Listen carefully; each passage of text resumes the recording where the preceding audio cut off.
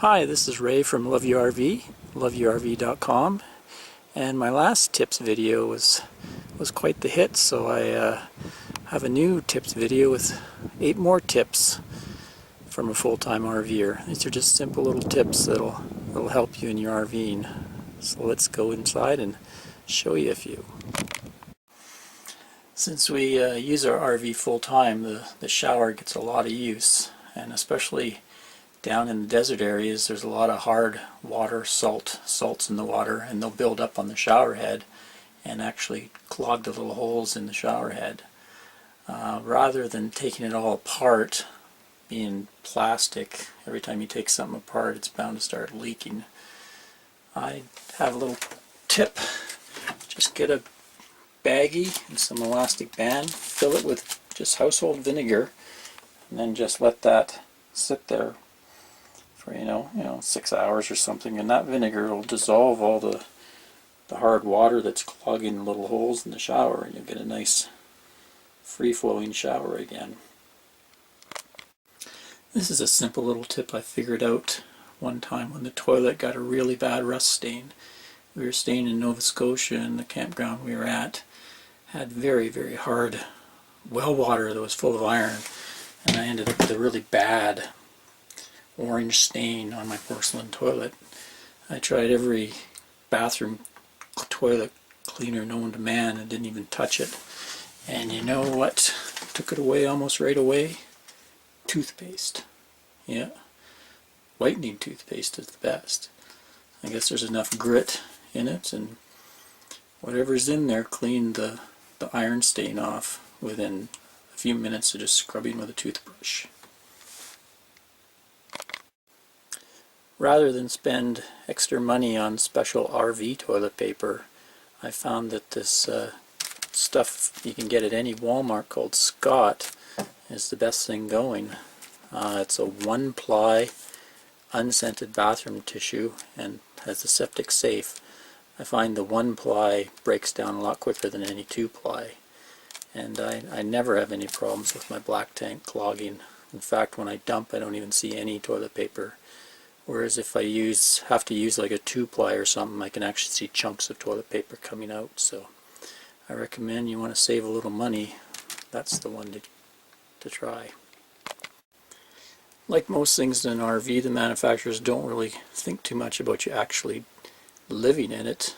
And one thing we found in the bedroom is, you like to go to bed with a glass of water or a tea or something like that. There's really nowhere to actually set it down. There's a little cubby hole behind our head, but that's kind of like awkward to reach around, try to get a glass of water. So I found in a boating store a little cup holder. Easy to mount, flips up, and it'll hold the cup nice and steady. You have a nice glass of water within easy reach at night. And then in the day, flip it up, out of the way. This one's a little fridge storage tip for you. So you buy yourself a dozen eggs, and the RV refrigerator being so small, they don't really fit very well. All you have to do, take a knife, cut them in half, and voila, you have nice stacking eggs.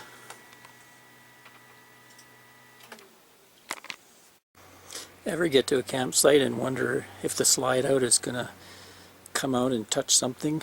Maybe you're close up to the water bib or a tree or something. So an easy way to know is to measure with your body. And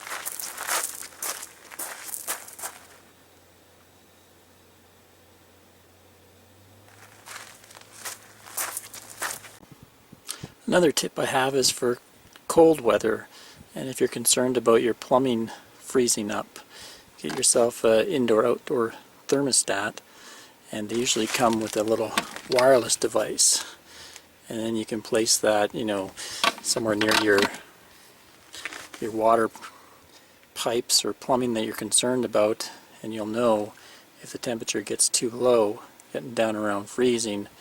And it actually has a setting that will record the lowest temperature, so in the morning I'll have a quick look at that and I can tell what's going on with the water pipes and whether I should be concerned about them freezing. Either have to give them more heat or time to winterize. A couple tips for your water hookup.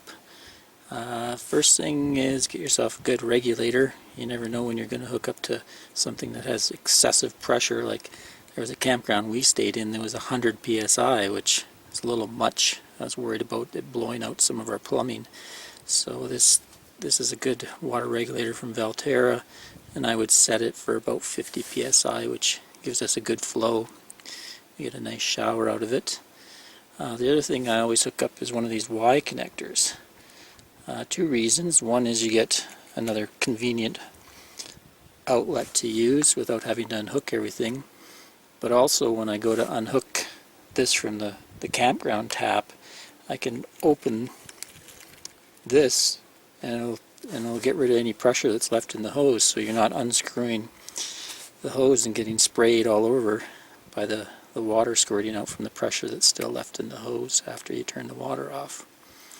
And a final tip is I always try to turn my water off when I leave the campground for an extended period, because you never know if something decides to leak in the trailer and this is on, it'll just keep water flowing. You could be gone for hours and be dripping out the bottom. I'm sure some fellow camper would turn it off for you, but better safe than sorry. And I still haven't found the tip yet for how to stop your beagle from hogging all the camp furniture.